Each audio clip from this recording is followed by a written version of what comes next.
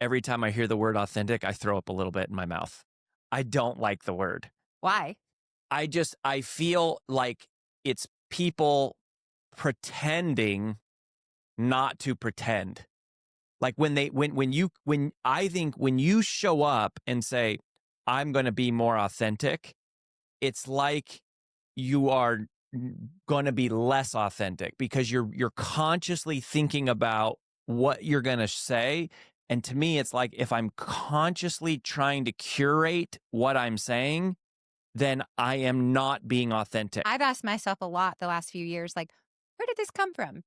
Have we all been inauthentic for the last 20 years? Like, hmm what happened to create this movement towards be more authentic?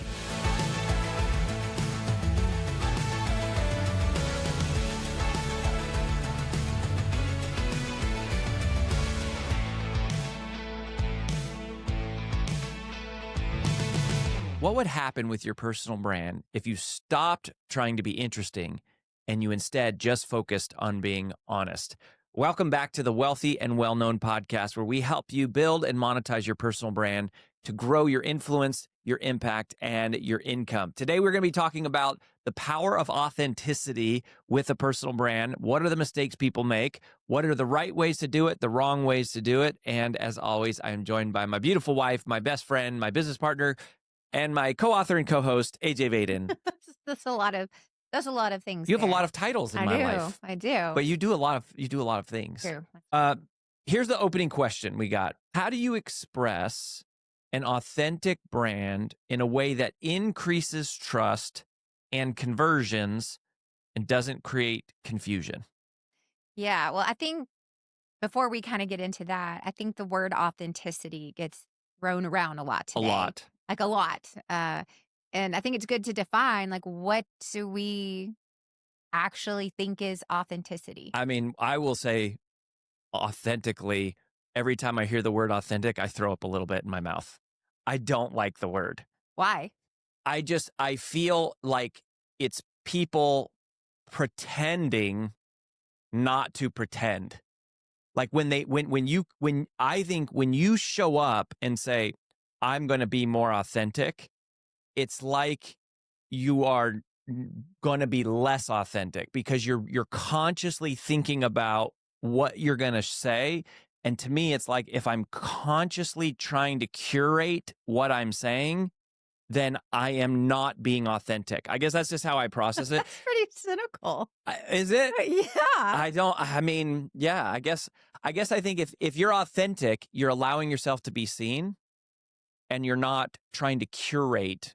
So I think maybe even a better place to back up and start is, why has there been this insurgence, right? This unbelievable amount of content around the importance of being authentic. And I think I've asked myself a lot the last few years, like, where did this come from?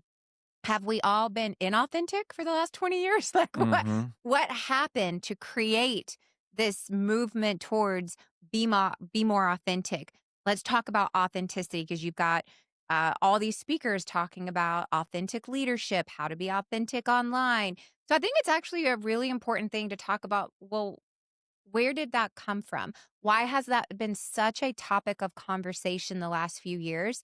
And I agree to some of what you're saying, like, hey, we hear it so much right So now. You're just much. inundated with authenticity, be authentic. What does it mean? And at the same token, I I don't want to be cynical in the God. It's like, well, at some point there must have been enough of us who are going like, man, I'm not being me. I feel like I have to be someone else to be successful, to get promoted, to be seen, or I have to show up differently. There has to be enough of that going on in the world. And I'll just say specifically for the United States where we live, that it has become a topic of conversation. Right. And so I often ask myself, like, what what was happening culturally or in business or in the home that made us all go like, why do I feel so inauthentic? What's happening around us that has made this be a topic? And then I think it's worthy of us defining for this conversation what we define as authentic, what is authenticity. Then we can answer some of these questions. But if we don't back it up, then to your point, it's like we're just adding more fuel to a conversation that is this really worth talking about? Is everyone else talking about it? Or should we back up and go, where did this come from? Yeah, I mean, I think the conversation started with people pretending, people feeling like they had to curate how they were showing up, both online and offline. I actually have a lot more appreciation for somebody who feels inauthentic in an offline world than an online world. Because I think if someone feels like they're having to pretend to be someone they're not in an offline world, that I think is just exhausting and sad and painful, and that's where you lose relationships and you lose yourself, and I think that really struggles. But I don't think that's as much what people are talking about. I think, to answer your question, this all began with filters online. It all began when everyone had a video camera in their pocket and everyone started taking selfies of themselves. We all started taking selfies, and then people were filtering it and using airbrush, and every single person was literally editing the way they looked. And then the other thing is, we were trying to appear successful and appear happy, and so the only things we shared on social media was the highlight reel. That's where So I think it began, or how I think it began. that's interesting. I don't think that's accurate at all. It's just the beautiful thing Two about different worldviews. having two Yeah, different. so I'm I curious, actually think genuinely. social media and the emergence of all things digital simply revealed, magnified, multiplied what was already happening all around us in everyday life. Sure. I think that's all it did. I think every single bit of this, whatever word you use, pretending, was already happening. This just multiplied it. It's like I think about all the personal or professional encounters that I'm in online, offline, but specifically offline for most of my life. Like, think about like even Bible study conversations. It's like it's really hard for people to share the hard parts of their life. I think about all the professional meetings and endeavors and board meetings, and it's like you very rarely actually know how someone really feels or what's happening at home, or how hard their home life is, or the tragedies that are happening all around them. You show up and it's, you leave your problems at the door and you come to work like this. And it's like there has been that era that and this tone of pretend like everything is okay, right? Whatever's happening at home, leave it there. You're at work today. Or, I think about, I'll just use myself as an example. It's like when I got fired from our former company, it took me 2 full years to say publicly the words, I got fired. It took me 2 years. And so I think for a lot of it, it's like there's this idea of like, I have to be a certain way. I have to look a certain way to be accepted, to be seen as credible, to be seen as worthy. And then with the emergence of digital platforms and social media, my goodness, that just amplified everything. And I think that's also why many of us are struggling with mental health issues offline, is because we were already pretending and now we're portraying this life that isn't even ours. And you look online and you don't even recognize yourself. You're so airbrushed, you're so touched up. It's this highlight reel that's not even close to reality. And then you go, wow, like that's not even close to my life. And it creates surface level relationships. It creates surface level conversations. And I really do believe that is why the words authentic and authenticity have been viral the last few years, is because people started feeling the reality of, I've never really shared myself. And now I don't even recognize myself. I look at my own feed, I look at my own relationships, and I'm like, who is that? And now I think we have an entire generation of people who are afraid. They're afraid to actually go back and say, all this stuff that you see, none of it was real. So here's I think, as you're talking, because I agree with all of that, where where I kind of have the like distaste for the word is going, let's say that's what I've shared online is like this highlight reel. And then all of a sudden somebody says you should be more authentic. And then I deliberately start sharing like I deliberately start talking about topics that are so personal that I would not normally talk about online. I think there is an element of prudence to certain topics that you talk about online and certain ones that Of that you course. don't. And so now all of a sudden you're like, so my issue is not with being authentic. My issue is with pretending to be authentic to get more views. Pretending like, So what's the difference? How do you know if you're being authentic or pretending to be authentic? yeah, I think only you know as Yeah. a person. But it's like if I suddenly go, here's a great example, right? I know that people love to hear stories of failure. I know that, right? We know that those stories will perform better online. If there's a part where I go, I'm going to come and just tell my failure stories just so I can get more views, that to me is incredibly disingenuous and disingenuine and inauthentic.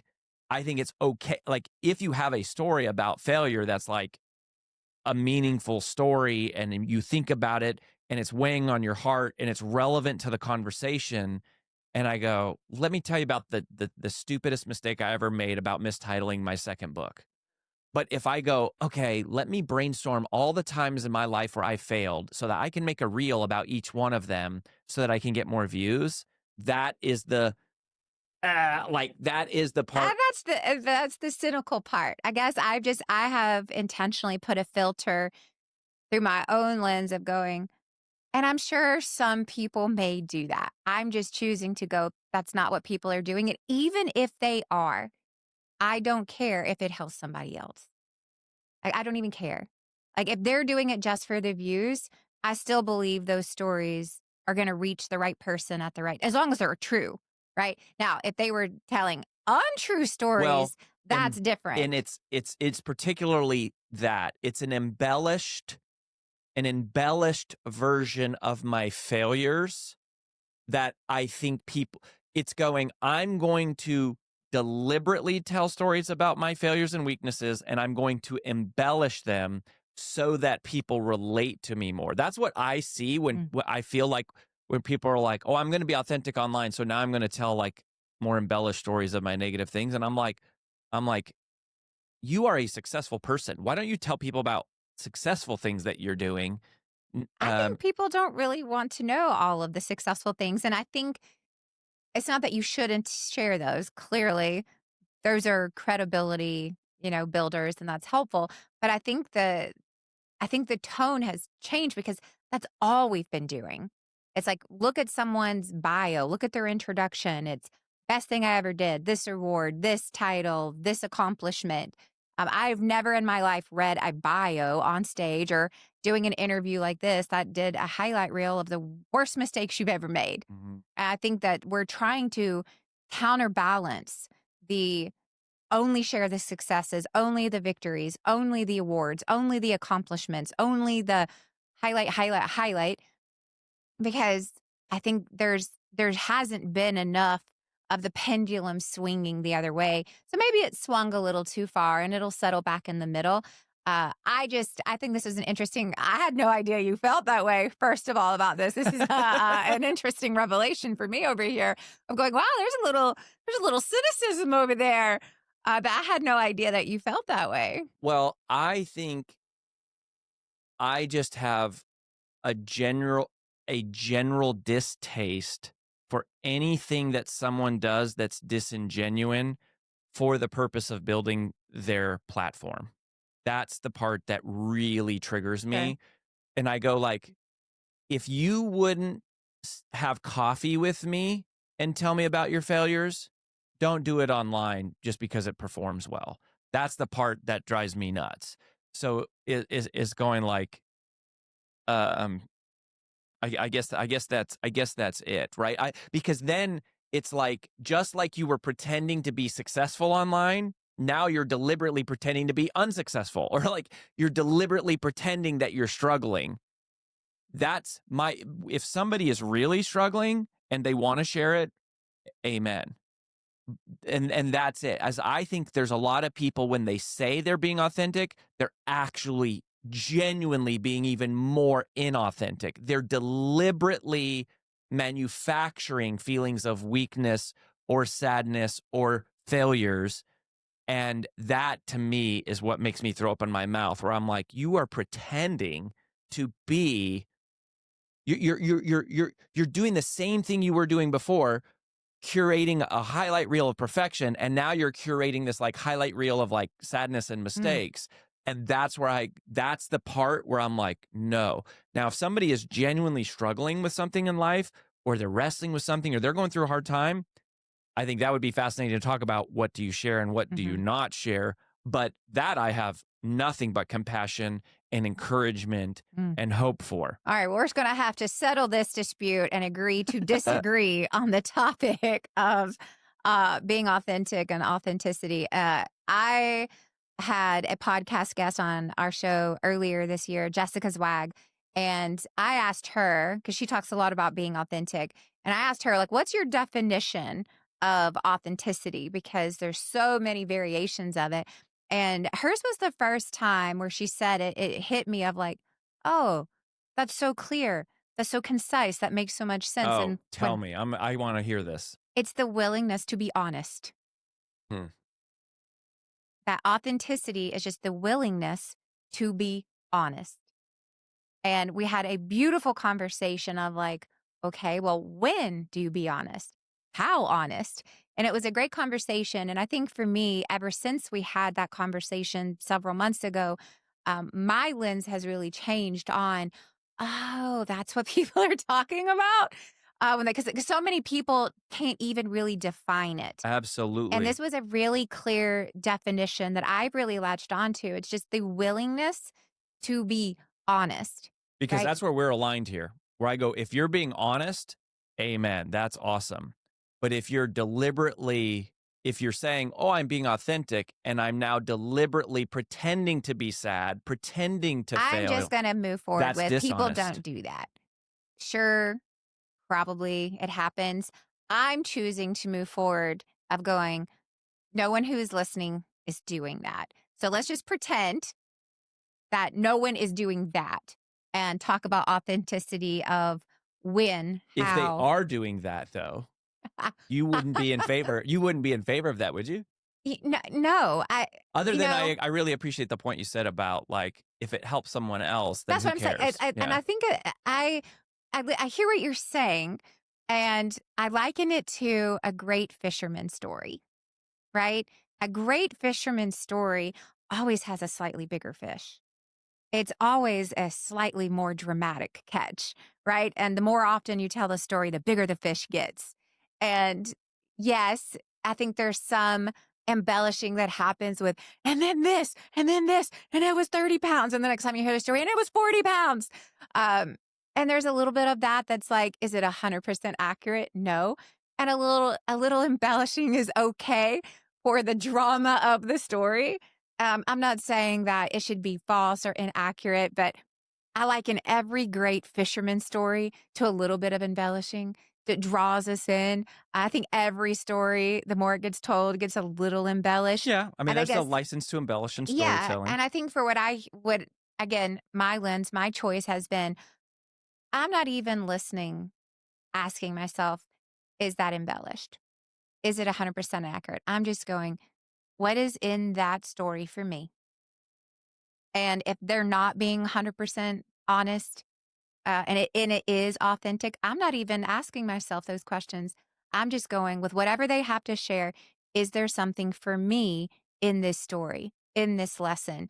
And personally for me, right, it's like whatever they choose to share or not share, or how much is true or not, really isn't for me to decide. It isn't for me to decipher or judge or discern. I don't really care. That's between them and God. I'm just going, whatever it is that gets shared, Is there something for me in it?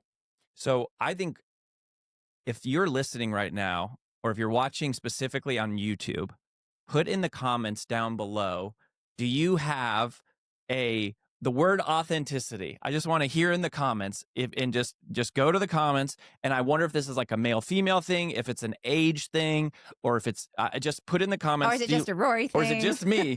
With the word authentic, does that make you go, woohoo, yes, be authentic? Or does that make you go, that is like, make me throw up on my mouth, the word turns me off, or something else? There's a third option. Or does it go, hey, what does that mean? What does how do you respond when you hear the word authentic? I am fascinated to know if I am the only person in the world who feels like this. Because my question hasn't been, woohoo, let's go, let me tell every dirty secret. And it hasn't been, oh, that's terrible. It's more of like, what does that mean for me? That has been my constant question at every speaker, every topic, every podcast, everyone I know where that comes up. I'm always like, what, you're not telling me clearly what that means. And it wasn't until I had that interview with Jessica where I'm like, the willingness to be honest. And that just really deeply resonated. And that to me is the light bulb moment, is like, authenticity makes me throw up in my mouth. Stop saying that. Honesty. You've been talking too much to our 8-year-old. Stop saying that. Honesty is, I go, that's what matters. Mm-hmm. And I think the reason I have such a trigger response to it is if I sense that someone is being dishonest, even though I can learn from them, and I learn from people, and I'm sure there's people, who don't agree with everything I do. Hopefully they can learn stuff. It's not that I won't learn from them, but it's that the moment I detect that someone's being dishonest, it's like I deliberately am removing them from my life. Yeah, like I'm on an active path out. And I think there's so much dishonesty online, sure, which is where this all came and from, offline. which is the irony. Welcome to humanity. Totally. Well, what I have learned from this conversation is that you have a trigger word, a new trigger word, that when I want to irritate you, I now know what to talk about. So that's great. So let's talk about when it comes to the A word, which I'm not going to say anymore. What's appropriate and what's not, right? I think that's a really good thing to share of like, okay, if you are going like, yeah, I'm not really sharing the hard parts. And to be honest, I think most people refrain from sharing the hard parts. I think most people are a little more comfortable sharing the credibility boosters of their life than they are the hard moments, which is why I find it more rare that this is an issue of over embellishing. It's more of an issue of like reveal something at all. But I do think it's a worthwhile conversation of, well, what do you share? How much do you share? When? Where? With whom? So let's talk about that. So and we're aligned on honesty. So I think from that standpoint of going, okay, let's make that the foundation. All of those questions. So why don't you go first? Is there anything off limits, or what? Well, some things are off limits. I don't know. Let's start with that. Is there anything off limits of what you would share publicly and that you would advise other people or not advise other people in terms of where their boundaries are, in terms of what to talk about? I think there's a difference between private and transparent. I think that you can be transparent to the degree of, hey, I don't have a hidden agenda here. There's nothing in this for me. I think there's some things with being transparent where you can be clear, you can be honest. But then there are some things that are private, and it's just none your business. And I think knowing the distinction in both your professional life and in your personal life, of there are things that are private. Like if I have a confidential conversation, that is private. I'm not going to share that, right? That's at home or at business. So there are things that are private, which means that you're still working through them, which means you have an agreement with another person that these things are confidential and not to be shared with the public or with anyone else. So I think there are plenty of things in life that are private. I think there's many things that I do not share about our family and our children. Those are private, right? There are things that happen with close friends and family members in our business. Those are private things. Like I'm not going to share the P&L statement, right? It's like there are some things that are private. However, at the same token, on the P&L statement, it's like there are plenty of things that I'm transparent with, of like what our revenue is at and where we have expense overages. And so I think there's a line of going, what's appropriate to be shared because it means something to the people hearing it versus what is private, which means it needs to stay confidential. And you got to ask yourself, is this oversharing? Right. And I think there is a fine line and you just kind of have to know for yourself. But to me, oversharing is sharing anything that would break confidence. That would break confidence that you have said, hey, this is a private situation with a person or with a group of people. And if you're sharing things that were, talked about or agreed to be in confidence, that's oversharing. And those are not things for the public. Those are things for private. And then there's the willingness to be transparent. I'll give you a personal example back to it because I mentioned earlier, it took me 2 full years to say publicly I was fired, right? And we were at a dinner here recently and someone had asked I had a mouthful of biscuit or something. And so I was like, you tell the story while I chew this biscuit. And they were like, so tell us about your business or whatever. And you said, well, 7 years ago, we exited. Mm-hmm. Right. And as soon as I got done chewing, I was like, well, to be clear, he exited. I got real fired. You said I got very fired. I got very fired. And I think for me in the past, the inauthentic part was just to go along with we exited. And it's like, to some degree, that's true, but that's not authentic. That's not 100% accurate. No, I got very fired. And I think that's the difference of like, do I need to share the details of why I got fired, how I got fired, what happened in private boardroom conversations? No, that is oversharing. Those are things that were in confidence. So what are the characteristics of where the line is? Like, how do you know what's the line? So For me, clearly if it's confidential, sure. That's just a trusted, like, this is agreed that this is confidential. I think you have to ask yourself, where am I oversharing? All right. So if somebody asks me, they're like, so you got fired. What did you do? Like, why did you get fired? I'm like, there was a growing difference of opinions. And I always say, I got asked some very pointed questions. I gave my very honest answers and they were not in alignment. Yeah. Philosophical differences. There were philosophical which is differences. Like, it sounds cheesy to say, but it's like, that is the most honest answer that there is. So that is being transparent. What would be oversharing would be like, well, I said this, and then they said this, and then they said this, and then I said, like, that's what purpose does that serve? And so as I'm sharing, I'm always asking, what is the point of me sharing this? And if there is not a point, then it's my signal to go, that's oversharing. In other words, AKA gossip. Mm-hmm. So I'm always asking myself, is this oversharing, AKA gossip, or is there a point to the story? And that is my filter of, is what I'm sharing serving my audience by giving them a lesson that can help them versus am I just reliving the story for the sake of like working through my own emotions, or have I resolved what has happened? Have I learned a lesson and now can I share it in the benefit of another person?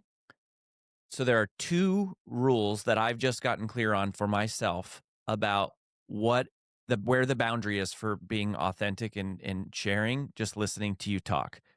The first one is, if you are still processing it, do not share it. These are rules for me. They don't have to be rules for everybody, but as you are talking, I'm going, that's rule number 1. Rule number 2 is, if me sharing is going to harm a relationship I have with someone somewhere else, Keep it to yourself. Keep it to yourself, right? Even if you don't have a relationship with that person, even if you don't like that person, you do not cause harm to other people because you decided to overshare. It's inappropriate. It's gossip. Right. If it's harmful, you keep it to yourself. If I'm sharing details or any information that is going to harm my relationship or harm someone else, I have crossed the boundary of oversharing. So I've never been so clear on those 2 things as just listening to you talk and be like, because one of the biggest mistakes that I've made in oversharing has been talking about things that I'm processing. Mm-hmm. Like, don't talk about things on air when you're processing them in your life. It's like, it's got to be in the past. It shouldn't be in the present, or, approach with caution if it's in the present. That's what therapy is for. Yeah. Another way of saying this would be, talk about your scars Yeah, not your wounds. not your scabs, Mhm. right? Like if it's still a scab, it's like it's too fresh. You're not fully clear on what this lesson is. You know, You're and it's still living interesting. it. Yeah, and I think it's interesting because the only reason that I talk very publicly and openly about getting fired now is because I have complete resolution. Like I have no malintentions, I have no malice, like complete forgiveness. And in fact, how I know it's a time to share is that I'm nothing but grateful for it. I'm so grateful that it happened. I'm so appreciative of the lessons that I've learned and the person that I've become because of that. That's how I know I've healed and I can share. There's other, things that in my life where, You know what? Just really quick, that's a really big deal. If you're not grateful for it, then you haven't gotten your lesson from it. yeah. Like if you're not grateful for it yet, you haven't learned the lesson from it yet. hmm That's really good. And I think with that, again, that's all of us discerning. Am I telling the story so that others can learn a lesson, right? For good or bad, right? And I think those are really important. It's like when I decide to share something, to be authentic, to be vulnerable, I am going, there is something in this for you. And if I don't know what it is, then I don't share. I don't share it. And, I think another example is, you know, in our book, Wealthy and Well Known, that came out this, past summer, I told the first time ever the public story of our family's car accident.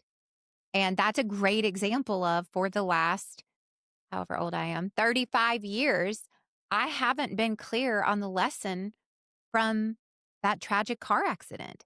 So I've never shared it. I've never shared the story. I've never done podcasts. I've never spoken about it. I've never written about it.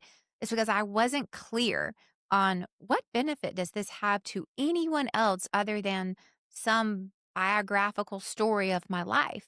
And the moment I got clear on, oh, this is the reason to share this story, this is the lesson, only then did I start sharing that story. And that took, let's just since adulthood, that took 22 years to get clear on what's the benefit of sharing the story for someone else. And so there's not necessarily a timing on it. It's going, when you get clear that this story that has occurred in my life has the benefit to help someone else, then I know that it's time to share, to be authentic, to be vulnerable. And until I'm clear on that, I Yeah. don't talk about it. And this is the difference between self-centered and service-centered. When I'm processing something, it's self-centered. When I want to tell a story so people agree with me or take my side, it's self-centered. If I'm trying to sort out my emotions, it's self-centered. When I'm telling a story for the purpose of in a lesson for someone else, it's service-centered. And it reminds me of, one of my speaking mentors, Craig Valentine. When we talk about storytelling, he used to say, tell an I-focused story, but a you-focused message. That's one of the secret parts of story. If you can only tell the I-focused story, you're not ready to tell the story yet. Mm-hmm. That's what I'm taking from you is just like, until you can deliver that you-focused message, you're not ready to tell the story publicly. I think that's super powerful and a sharp distinction. Yeah. And I think those are the things where I really lean into this definition of authenticity, of just being willing to be honest, and really looking through the lens of, if we're going to share something, right, be authentic. It's in the service, it's in the benefit of the listener, of the audience.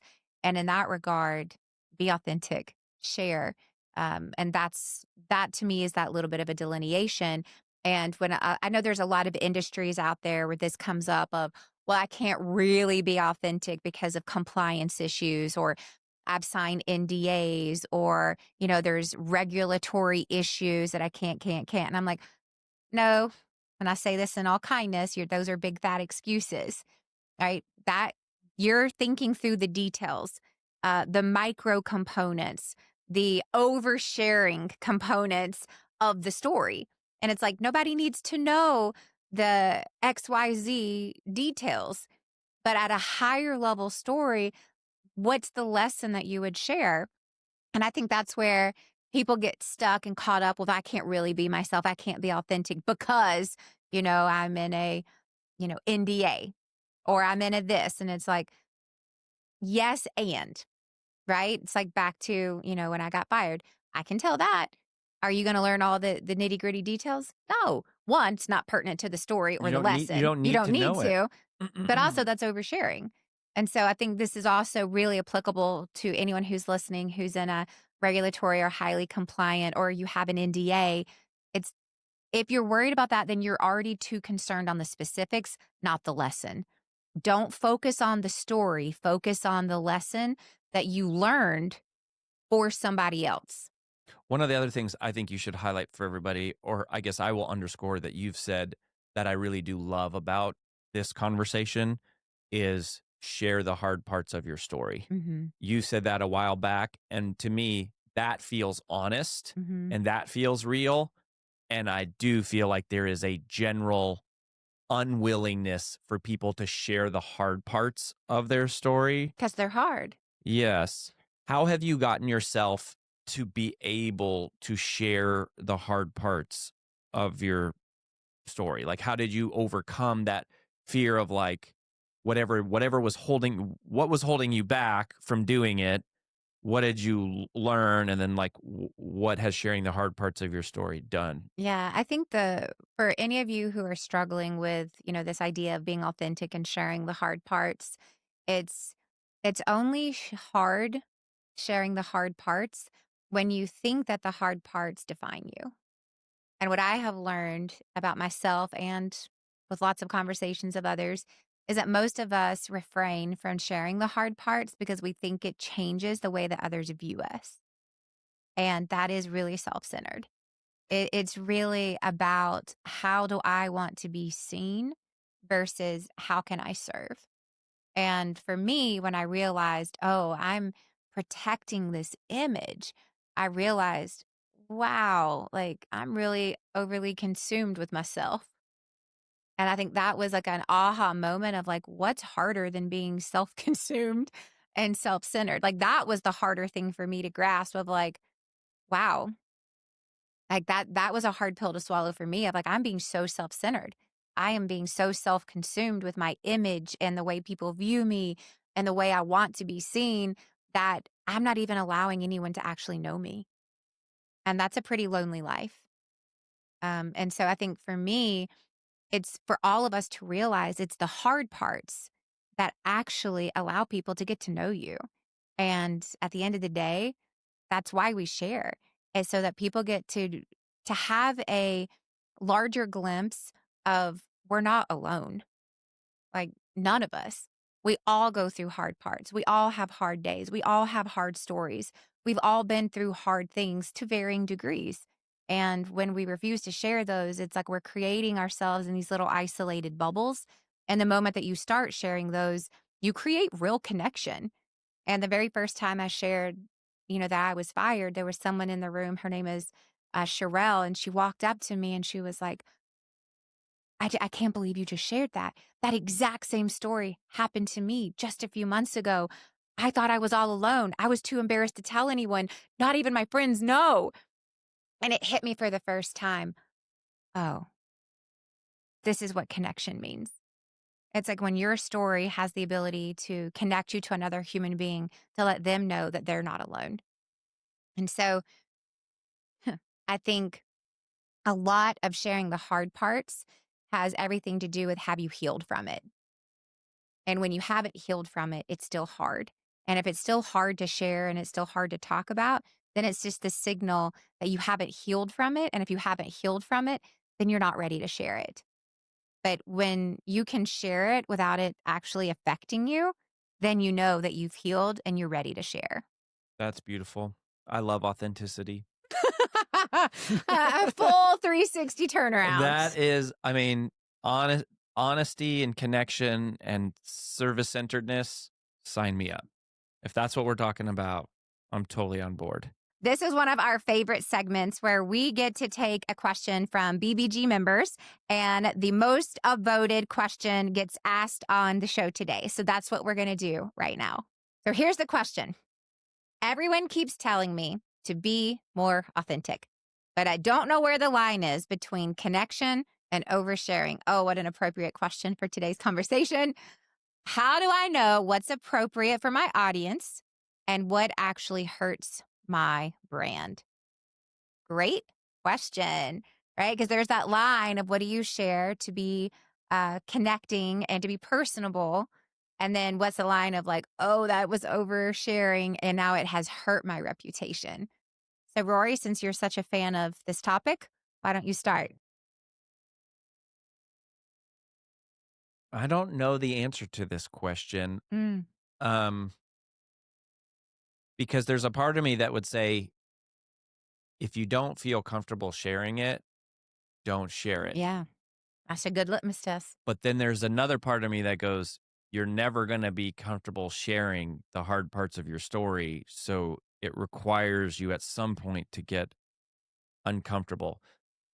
So I think I would probably just go back to some of the highlights of what we've talked about in the episode. Number one, if I'm still processing it, it's too early to share it. Yeah, If I haven't healed from it, it's too early to share it. Number two, if me sharing it is going to hurt another person or damage my relationship with another person, don't share. don't share it.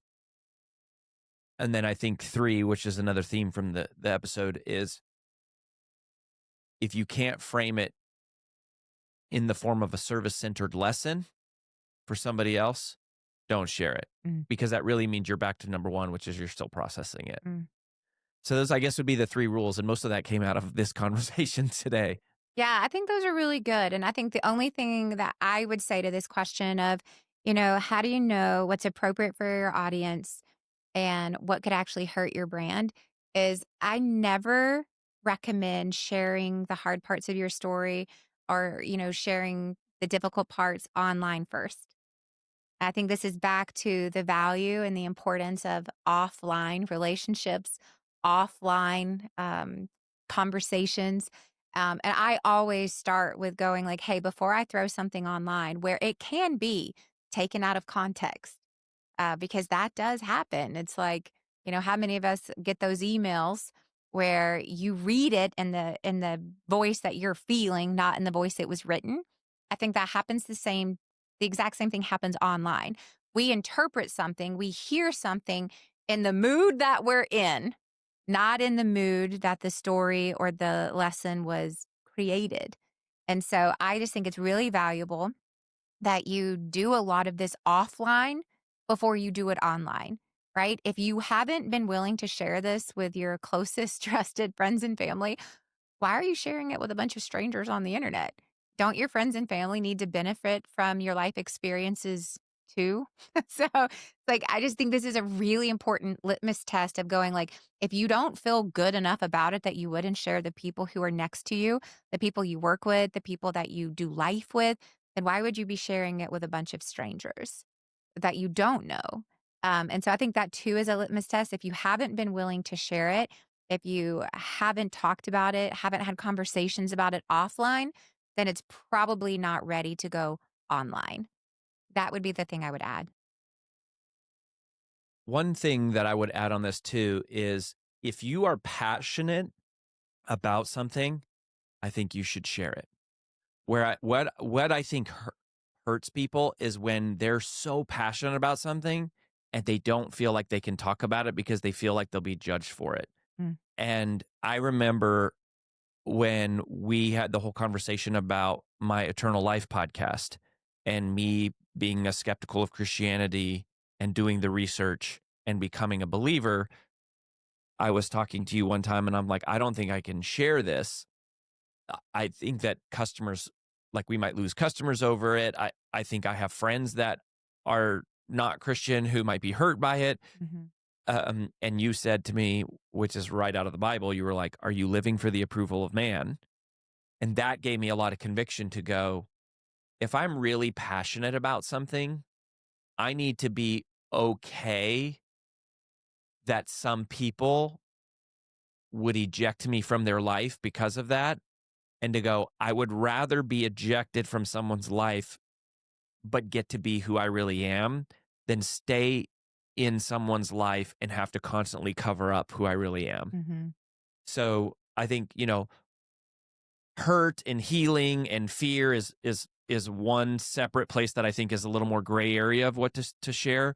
But if you're passionate about puppies, if you're passionate about trees, if you're passionate about something, Okay. I think you can tend to skew more towards sharing it, Yeah. because if you're not sharing it and you're passionate about it, I think you're tempering your God-given desire of like what you care about. Mm. And I think that's how you lose yourself, is when you're not when you're it's one thing to share the hard parts of your story.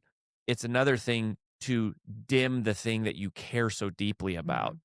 And, I'm very weird in that way. It's like I love Jesus and I love digital marketing and I love speaking and I love my family. It's like a weird combination of things, but it's like those are the things that I genuinely love. And if there was any one of those things that I purposely tempered Mm. and held myself throttled, then I would start to feel like I was losing myself. Mhm. And I think there is a courage and a conviction that you gave me, particularly with the Eternal Life podcast, to go, if you're genuinely passionate about it and it's not hurtful to others. I think that's the key though, right there. It's as long as it's not hurtful to others. And I think it's like we can all believe different things and coexist. We can believe different things and still have dinner together and still be friends and still work together. Those are maybe hard concepts to believe these days, but like we can all believe very different things and still coexist. And I think the reason that that line is blurred sometimes is your zeal and your passion can sometimes, not yours, I'm saying in general, come across as hurtful. And that's what we have to temper. It's like I can share what I believe without telling anyone else what they believe is wrong. Yes. Right? It's like this isn't about anyone being right or wrong. It's just me sharing what I believe, what I'm passionate about, and not condemning anyone else for what they believe.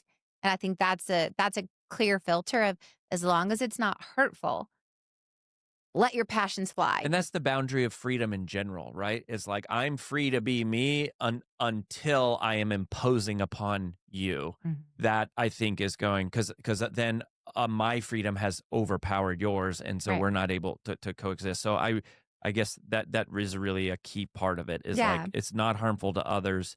And I think that's probably key to this question, right? Like, how do you know what's appropriate to share and what might be harmful to your brand? Is just make sure it's not harmful to anyone else. If it's harmful to someone else, it'll be harmful to your brand. But if it's helpful to someone else, it will be helpful to your brand.